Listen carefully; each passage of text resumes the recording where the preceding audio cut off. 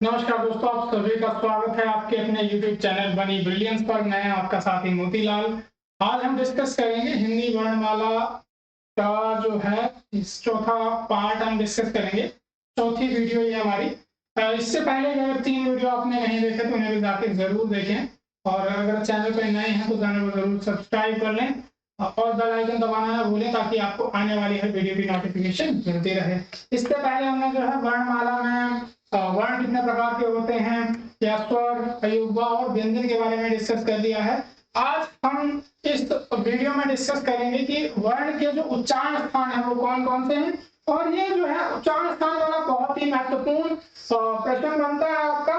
चाहे आप किसी भी एग्जाम को ले लें, चाहे वो आपका एचपी पुलिस का हो, एचपी पटवारी का हो, टैट के पेपर हो, चाहे जेएफटी टैट हो, एलटी टैट हो, या आप कह सकते हैं कोई अन्य पेपर भी जिसमें आपकी हिंदी पूछी जाती है। जैसे उच्चारण स्थान से ही आपका जो पिछला गार्ड का पेपर हुआ था, फॉरेस्ट गार्ड का हिमाचल प्रदेश, तो वहां से क्वेश्चन पूछा गया था कि वह का उच्चारण स्थान बताओ भाई। ठीक है, तो वह का उच्चारण स्थान पूछ लिया गया था। तो मतलब ये जो उच्चारण स्थान है ये क्या है, बहुत ही महत्वपूर्ण आपका यहाँ पे क्वेश्चन बनता है। और एक क्वेश्चन बनेगा आपका यहाँ से और आसान तरीके से हम छोटी छोटी ट्रिक्स के माध्यम से इनको पढ़ लेंगे ताकि आप इस चीज को ना भूलें। तो आइए आज के इस वीडियो को शुरू करते हैं।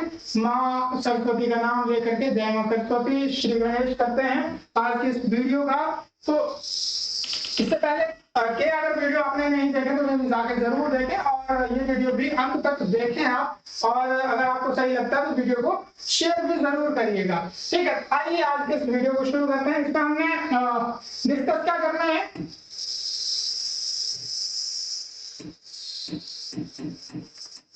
वर्णों के उच्चारण स्थान।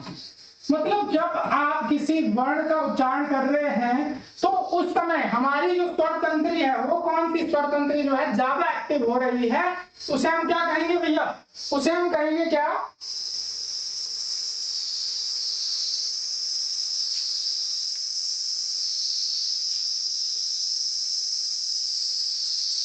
उसे हम क्या कहेंगे? उच्चारण स्थान कहेंगे। उस जगह का उस वर्ण का उच्चारण स्थान कहेंगे।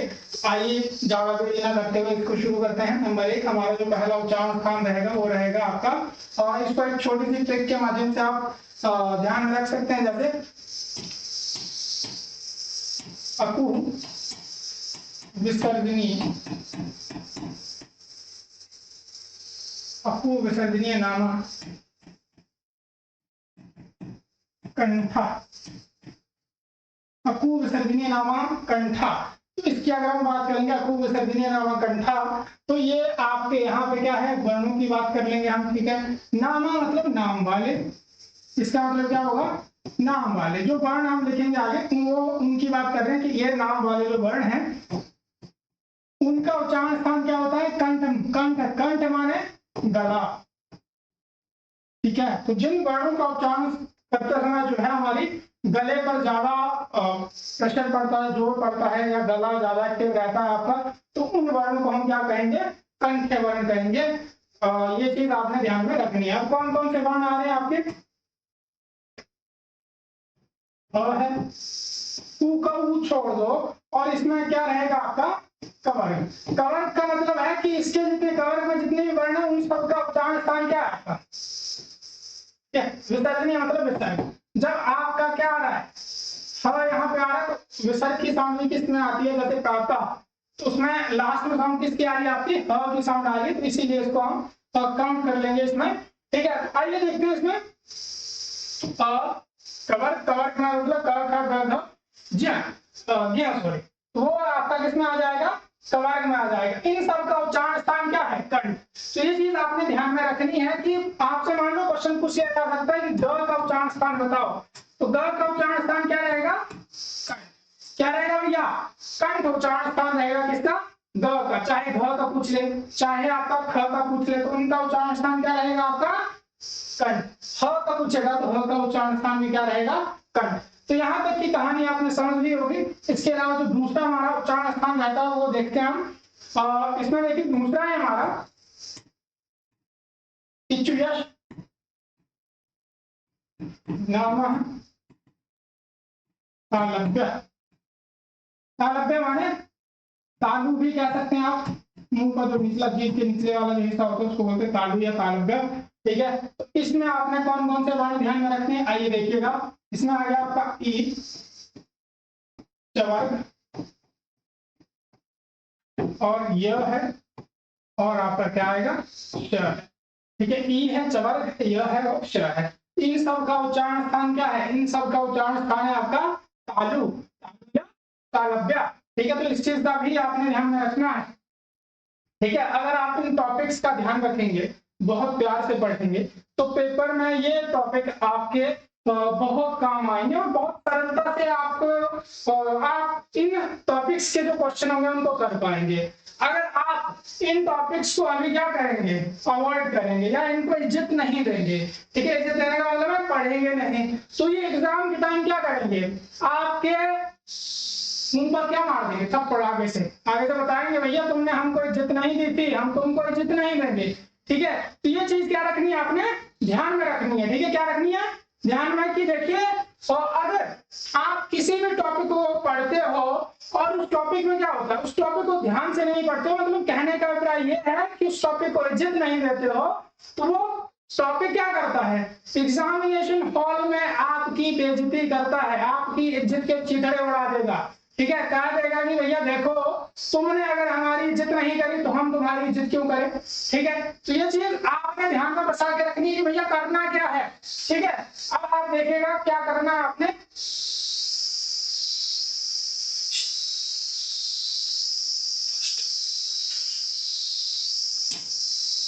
ठीक है, तो ये चीज आपने ध्यान में रखनी है। ठीक है, अब देखिए, अगर दूसरा तो हो गया हमारा, तीसरा देखते हैं। ठीक है, तीसरे की बात करेंगे तो तीसरा क्या आएगा हमारा, तीसरा वर्ग कौन सा आता है, टवर। ठीक है, तीसरा वर्ग कौन सा आएगा, टवर। इसमें क्या आ जाएगा आपका, ऋतुरस नामा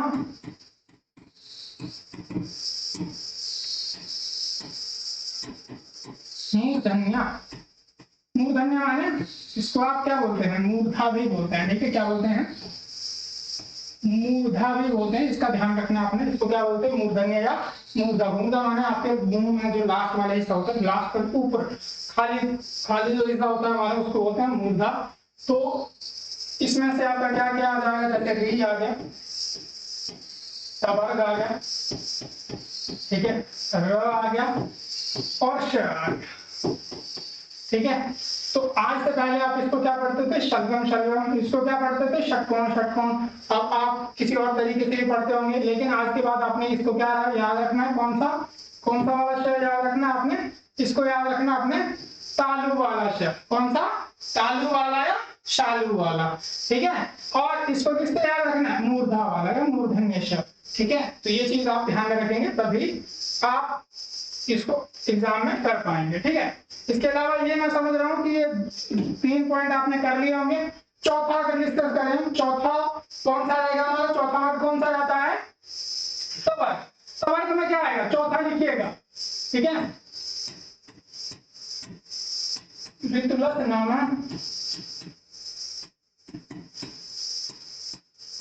दंतव्य। दंतव्य का मतलब क्या हुआ, दंत।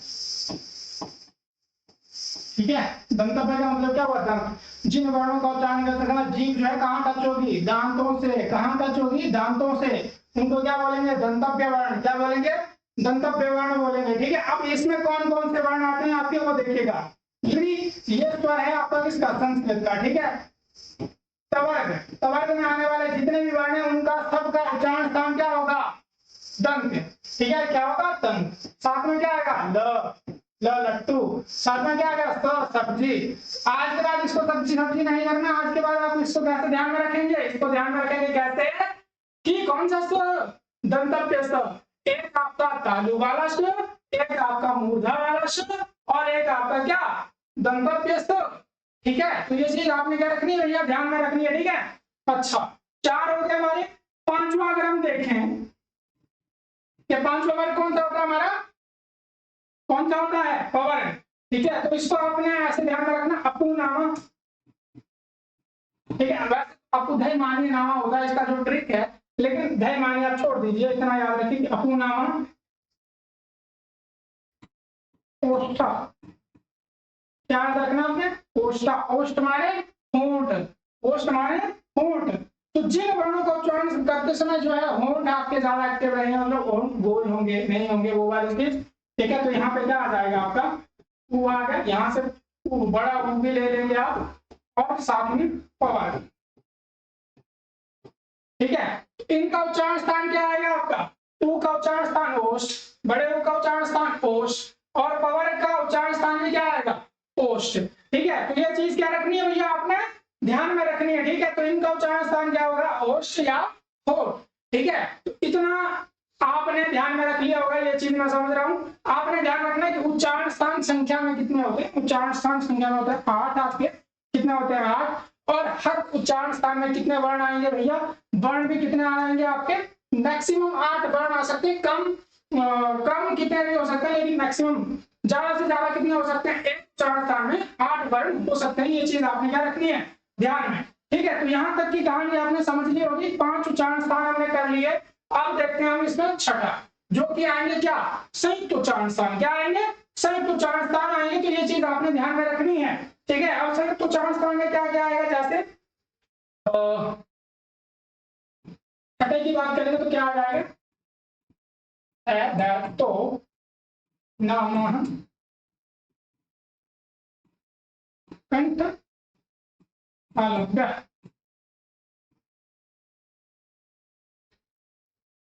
क्या आ जाएगा धातु नाम कंठ तालव्य। धातु मतलब यहां से क्या लेंगे आप, यहां से ले लिया आपने ए, यहां से क्या ले लेंगे आप ए, और तो का मतलब हुआ ये दोनों या वे दोनों, ठीक है। इन दोनों का जो उच्चारण स्थान वो है कंठ तालव्य। अब संयुक्त उच्चारण स्थान कैसे हुआ भैया, अब आप लोगों में से जितने लोगों ने ये पढ़ा, हमारी पहली क्लास लगाई होगी, उसमें आपने देखा होगा कि ए की फॉर्मेशन कैसे होती है, ए कैसे बनता है भैया, अधन ई से बनता है, अधन ई से आपका क्या बनता है, ए क्या बना,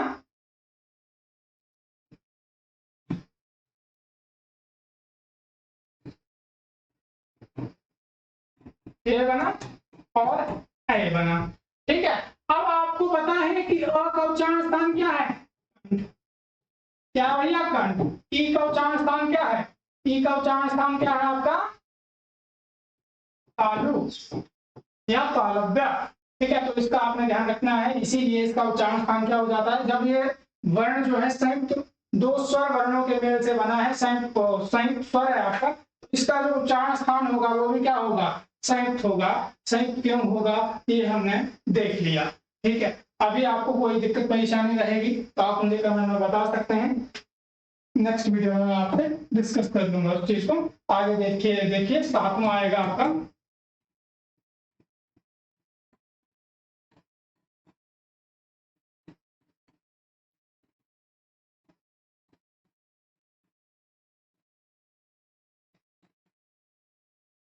ठीक है कंठोष्ठा। अब ये भी कंठोष्ठ मतलब संयुक्त उच्चारण स्थान होगा आपका, वो कैसे हुआ ये चीज देख लो,